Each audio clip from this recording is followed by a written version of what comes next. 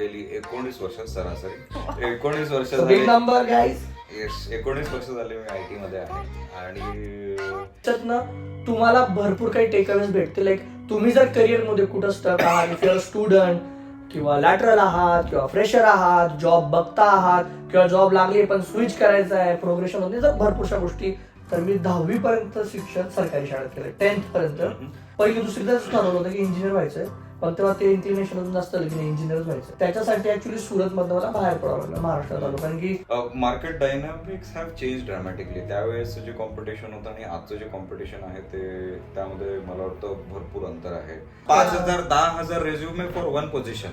आणि रेज्युमे असे येतात, म्हणजे लिटरली सांगते. आणि सर्टिफिकेशन मध्ये हे नाही की प्रायव्हेट क्लासेस घेतात भरपूरशा इथं, तर ते लोक एक नॉर्मल पेपरवरती नाव लिहून की याने झालेलं, that doesn't give any value.